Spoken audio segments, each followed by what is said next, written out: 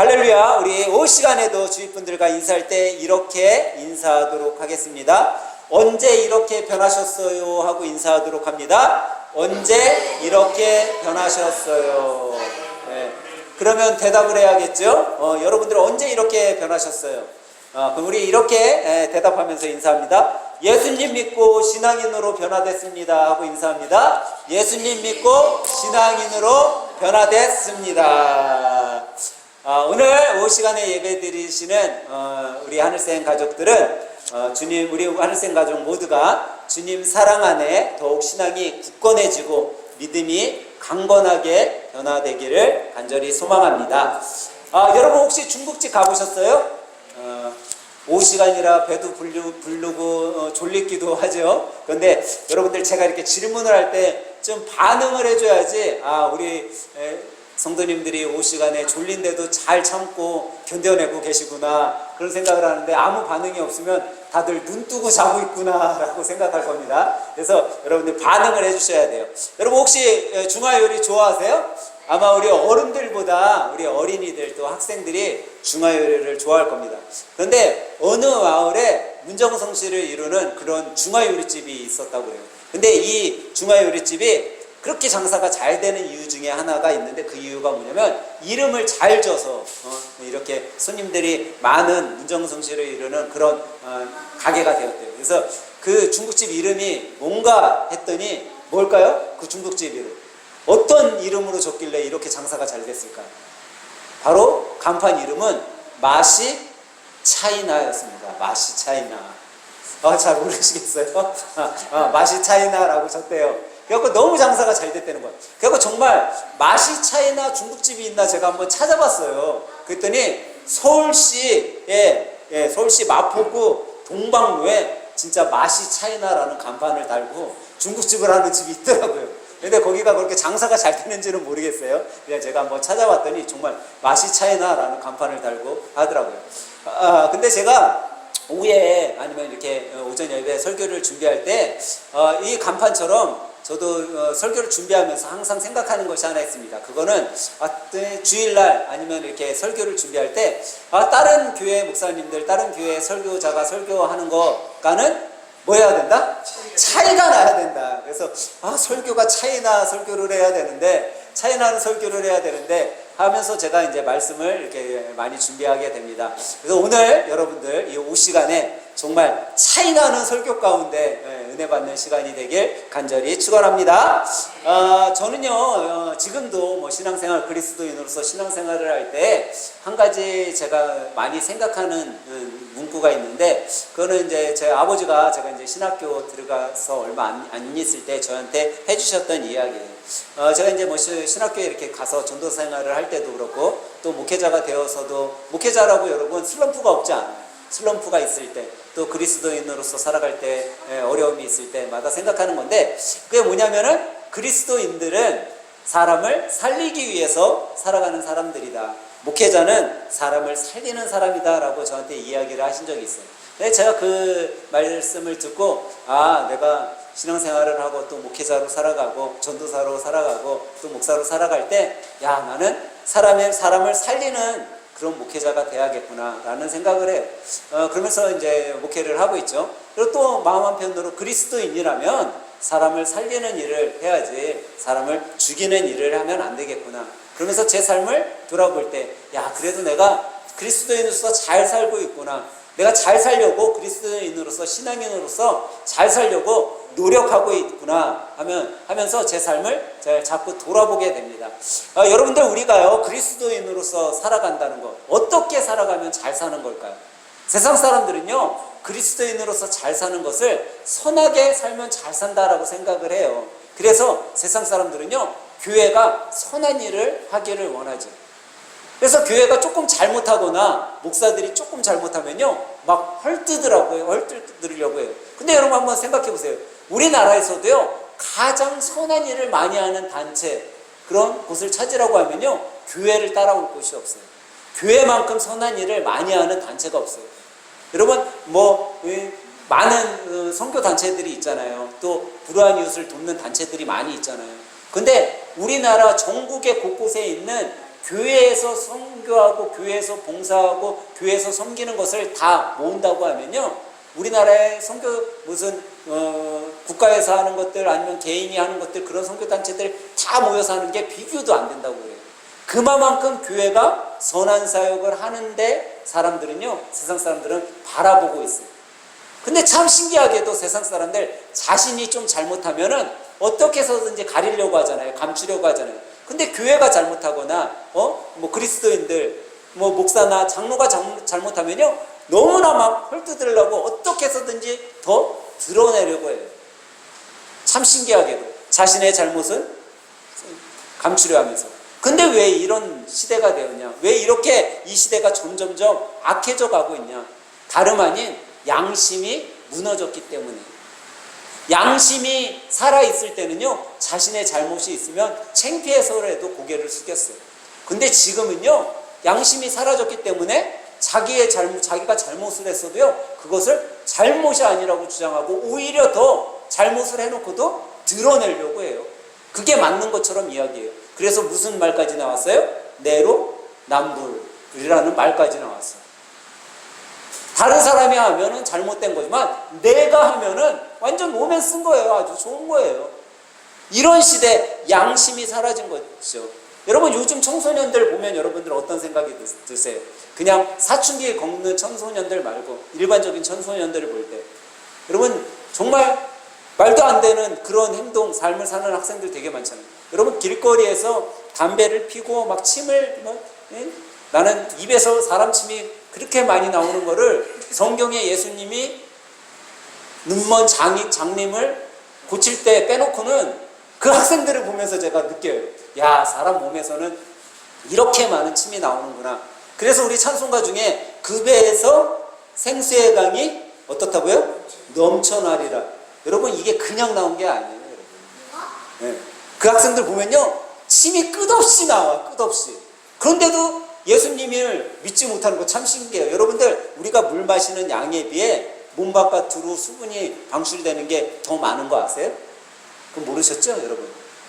여러분, 밤에 물 한 컵 마시고 자요. 아침에 일어나면요, 여러분들 아침에 일어나서 뭐예요? 화장실 가잖아요. 화장실 갈 때 내가 물 마신 것보다 많이 나와요, 적게 나와요? 많이 나와요. 참 신기하게도. 여러분, 사람이 살아가는데 자기가 마신 것보다요, 몸 바깥으로 나오는 수분이 더 많아요. 신기하게도. 근데 여러분 생각해 보세요. 내가 마신 것은 한 컵인데 나오는 거 2컵. 이상하지 않으세요? 근데 우리가 찬송 부를 때 뭐라고요? 그 배에서 뭐가 나온다고요? 우리 안에 하나님께서 생수의 강을 만들어 놓으신 거예요. 그러니까 이 생수가, 이 우물이 마르지 않으면 계속 나오는 거예요. 계속 나올 수 있는 거예요. 근데 이 물이 마르면 어떻게 되는 거예요? 사람이 죽는 거예요, 육신이. 근데 우리 청소년들 보면요, 그 아주 이기적인 행동들을 해, 얘네들은. 지금은요, 자기들이 하는 행동은 다 옳게 여겨요. 길거리에서 뭐 담배를 피고 침을 뱉어도 자기가 그냥 멋져 보이는 거야, 얘네들은. 그게 얼마나 창피한지를 몰라요. 그리고 자기한테 이득이 되는 건요, 친구를 해야서라도 자기한테 이익을 추구하려고 해요. 예전에 이런 뉴스를 봤어요. 17세 학생들이 남의 차를 훔쳐가지고 운전하다가 밤에 그 신호를 위반하고 배달 중이던 청년 오토바이를 쳤어요. 그래서 이 청년이 그 자리에서 즉사했어요. 이 청소년들을 잡아갖고 봤더니 17살 아이들이에요. 17살 뭐예요? 미성년자. 걔네들한테 이야기를 했더니 걔네들이 뭐라고 얘기했어요? 저희는 미성년자라서 큰 처벌을 받지 않아요. 라고 이야기했다는 거예요. 여러분, 자신들이 잘못한 잘못을 뉘우치기보다 자기들은 아직 어리기 때문에 큰 처벌을 받지 않는다. 여러분, 이게 말이나 되는 대답이냐라는 거죠. 여러분, 근데 지금 이 시대가 그렇게 되어봤다는 거죠. 근데 왜 이런 시대가 되었냐라는 거예요. 그것은 그 원인을 우리가 한번 찾아본다면요, 우리가 그런 아이들, 청소년들을 어른들이 뭐 했기 때문에요? 내버려뒀기 때문에요. 내버려뒀기 때문에. 여러분, 관심사병이라는 단어 들어보셨어요? 관심사병? 그리고 이거는 얼마 전까지만 해도 군대에서 쓰던 용어예요. 군대에 병사들 중에 좀 보호받고 관심을 가져야 되는 그런 병사. 우리가 눈여겨봐야 되는 그런 병사를 두고 관심사병이라고 했어요. 지금은 없어졌다고 그러더라고요, 그 단어가. 왜냐면은 그 뭐라고요? 인권침해라서 없앴대. 근데 여러분, 이 관심사병이란 그런 단어를 왜 놨냐면요, 사실 이 관심사병을 어떻게 하려고 한 거예요? 관심을 가지고 걔를 좀 더 케어하며 돌봐주라는 의미에서 놓은 거잖아요. 근데 이 관심사병 딱지가 붙었더니 군대에서 어떻게 해버렸어요? 야, 쟤는 관심사병이야. 그냥 냅둬. 관심 갖지 마. 제가 뭐 하든지 그냥 내버려둬. 여러분, 내버려뒀더니 그 관심사병이 내가 낙인효과, 나비효과 만들어서 더 큰 잘못을, 더 큰 잘못된 것을 행하더라는 거예요. 근데 우리 청소년들이 왜 그렇게 되냐? 어른들이 내버려뒀더니 더 그런 잘못된 행동을 하게 된 거죠. 내버려두니까 그것이 죄인지 잘못된 것인지 하지 말아야 될 것인지 알지도 못한 채 더 큰 죄와 어둠 속에 살아가게 되었다라는 거예요. 그래서 오늘 이 오후 시간에 여러분, 우리가 이런 환경 속에 여러분과 제가 살아가면서 우리는 이런 잘못된 것들에 대한 해결책을, 그 해답을 어떻게 찾아야 될까? 오늘 말씀을 통해서 여러분과 제가 그 해답을 찾아보려고 합니다. 오늘 본문 19절은요, 오늘 본문의 19절 말씀은 이렇게 시작을 하고 있어요. 이는 하나님을 알만한 것이 그들 속에 보임이라. 하나님께서 이를 그들에게 보이셨느니라. 하나님이 그들 속에 뭐 했다고요? 보여주셨대. 하나님이라는 것을 보여주셨다라는 거예요. 하나님이 창조한 모든 것들 속에 하나님에 대해서 보여주셨어요. 그리고 20절 마지막에 가서 뭐라고 돼 있어요? 하나님이 없다는 핑계를 어떻게 하지 못하게 한다고요? 그들이 핑계하지 뭐 한다고요? 못하게 한다라는 거예요. 그러면 이거 다시 말해서 하나님이 있다라는 거예요? 없다라는 거예요? 하나님이 있다라고 고백할 수밖에 없게 했다라는 거예요. 여러분, 우리가요, 지난주에 8.15 광복주일로 보냈는데 8.15 때만 해도, 그 6.25 전쟁 시기 때만 해도 그리스도인들이 어떻게 예배드렸어요? 하나님, 우리들에게 광복을 주시면 더 하나님, 우리가 열심히 주님을 섬기겠습니다.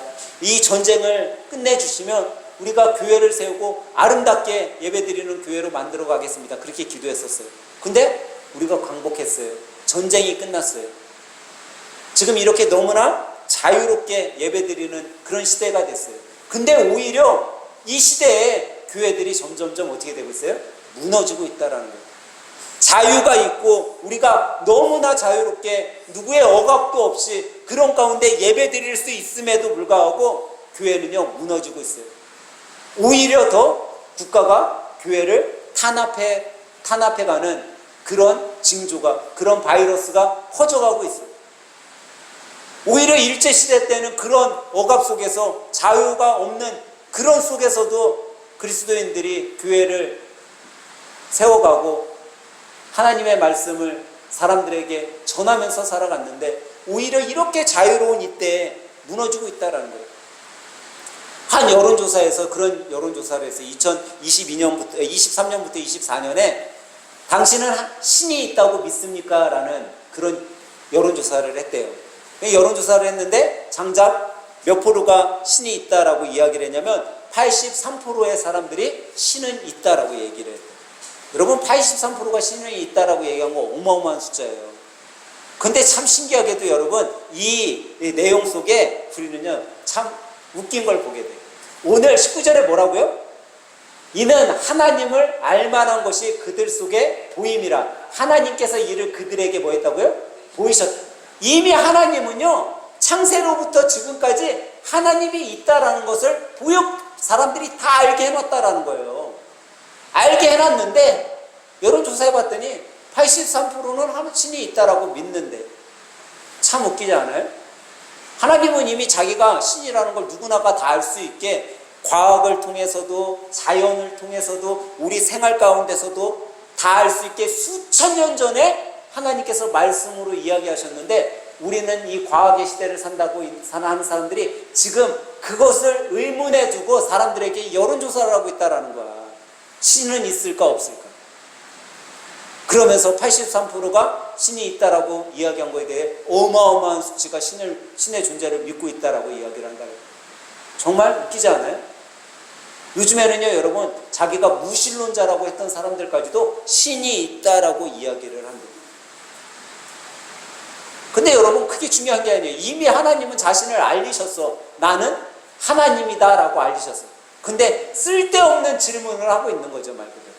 근데 문제는 뭐냐라는 거예요. 83%의 사람들, 아니 100%의 사람들이 하나님을 믿고 아는 것이 문제가 아니라 큰 문제가 있는데, 그건 뭐예요? 하나님을 알지만 21절에 가보니까 21절에서부터 뭐라고 이야기하고 있어요? 사람들이 하나님을 알지만 영화롭게 하지도 않고 감사하지도 않는 게 문제라는 거예요, 여러분. 하나님을 모르는 것이 문제가 아니라 하나님을 알고 있지만 그들이 하나님을 뭐 하지 못해요? 영화롭게 하지 않는다라는 거예요. 감사하지도 않는다라는 거예요. 그리고 그들은 뭐라고 해요? 스스로 나는 지혜로운 사람이다라고 이야기해요. 나처럼 지혜로운 사람이 없다라고 하는 거예요. 그러면서 썩어질 것을 우상으로 만들어서 섬기고 썩지 않을 하나님에 대해서는 믿지 않는 그런 시대가 지금 이 시대라는 거죠. 근데 여러분, 이 말씀, 오늘 로마서에 하신 말씀이 지금 우리가 살아가는 시대와 너무나 흡사하지 않아요? 여러분, 우리 과학기술이 너무나 발달됐어요. 그래갖고 사람들이 정말 똑똑해졌다라고 그래요. 여러분, 질문지를요, 오늘 낮에 받았어요. 답변할 게 없어. 어떻게 답변해야 될지 몰라. 챗GPT에다가 야, 이런 질문 어떻게 대답할까? 바로 나와요. 그런 시대야. 이렇게 똑똑한 시대라고 이야기를 해요. 스스로 우리는요, 너무나 똑똑하다라고 이야기를 하고 있어요. 근데 여러분, 참 신기하게도 그렇게 똑똑하다고 하는 우리가 여러분, 암세포 하나를 못 죽이고 있어요.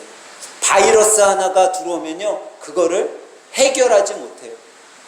그런 무지함 속에 살아가면서 우리는요, 하나님보다 똑똑하다라고 이야기하고 있다라는 거예요.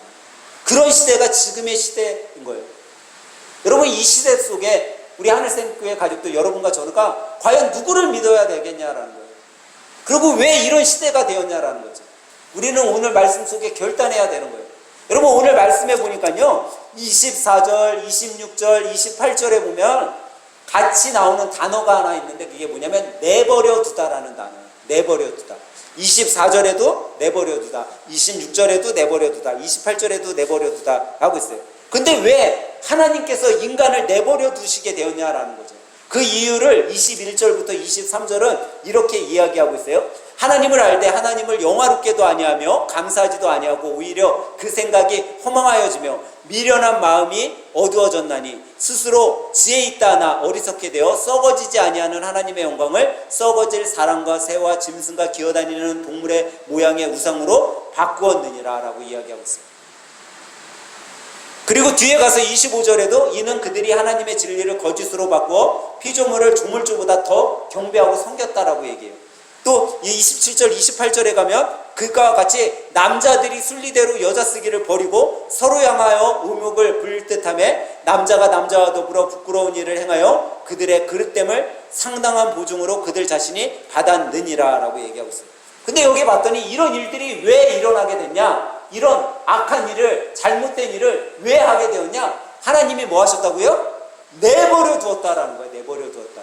여러분, 내버려 두는 게 정말 무서운 거예요. 지금 청소년들이 왜 그렇게 되었다고요? 어른들이 그 잘못을 내버려 뒀기 때문이에요. 여러분, 우리 중고등학교 때 학생이 담배 피면 어른들이 어떻게 했어요? 그냥 가갖고 한 대씩 줘박았어요. 이 싸가지 없는 녀석 어디서 여기서 담배 피냐. 그 애들이 어디 했어요? 담배 피는 속히 일진이라는 애들이 어디에서 담배 폈어요? 골목에 숨어서, 아니면 아파트 지하에 들어가서 그런 데서 숨어갖고 담배 폈어. 담배도 아빠 거 몰래 한 까치 훔쳐갖고 피다가 아빠한테 걸려서 뒤지게 맞고 그랬대요. 그때는 뭐예요? 어른들이 청소년들을 어떻게 했던 거예요? 내버려 두지 않았던 거예요. 근데 내버려 뒀더니 애들이 이렇게 됐어요. 근데 오늘 본문의 말씀에 보니까 이 인간들이 죄를 짓는데 왜 이런 음행을 저지르고 악한 것들을 저질렀냐? 다른 이유가 아니라 하나님이 그들을 내버려 둔 거예요. 여러분, 하나님이 여러분과 저를 내버려 두는 게 가장 무서운 거예요. 우리를 그냥 냅두면요, 여러분, 우리는요 이런 죄인이 될 수밖에 없는 존재들이에요. 그나마 여러분과 제가 얼마나 다행스러운 거는 우리가 신앙인으로 살아가니까 매주 주일 주님 앞에 나와 일주일간의 죄를 고백하기도 하고 하나님께서 나를 인도해 주신 은혜에 감사하기도 하고 또 때로는 내가 일주일을 살아갈 하나님의 말씀을 듣고 결단할 수 있는 하나님의 말씀에 민감하게 반응할 수 있는 시간은 우리는 매주 갖고 있잖아요. 매주 갖고 있으니까 얼마나 좋아요. 제가 지난주에 극동방송을 듣는데 한 여자 집사님이 그런 얘기를 하더라고요. 저는 예수님을 모를 때 매주 주말과 주일이면 놀러 다녔다라는 거예요. 여행을 다녔대. 즐기러 다녔대. 근데 자기가 예수님을 믿고 나서 주말 주일이 교회 생활로 바뀌게 되었다는 거예요. 주말이면 교회에 가서 주일을 준비하고 주일이면 교회에 와서 예배드리고. 그런데 예전에 놀러 다녔을 때 주말이면 어디 가서 놀러 가야지 집에서 짐을 싸고 출발하고 그랬을 때는 그 기쁨을 몰랐는데 오히려 토요일날 교회 가고 주일이면 예배를 드리는데 그때 놀러 다녔을 때보다 더 기쁘더라는 거예요. 그거를 지금 자기가 한 15년 정도를 해오고 있나 봐요. 그런데 이 15년이 그전 15년보다 훨씬 행복하다라는 거예요. 여러분 우리가 그런 삶을 살아야 되는 거예요. 주일이면 마지못해서 교회에 나오고 마지못해서 내가 그래도 집사인데 내가 그래도 장로인데 내가 그래도 목사인데 마지못해서 예배 드리는 그런 사람이 되는 것이 아니라 토요일이면 교회 가는 게 기쁘고 주일을 준비하는 게 기쁘고 주일이면 예배 드리는 게 즐겁고 성도들을 만나서 이야기하는 게 너무나 행복하고 어떤 여행보다도 더 행복해지면요 그것이 나의 기쁨인 거예요. 근데 여러분 이런 사람은 어떤 사람이 될 수 있냐? 하나님이 붙잡아주는 사람이 그런 삶을 살아갈 수 있는 거예요. 하나님이 여러분과 저를 내버려 두잖아요.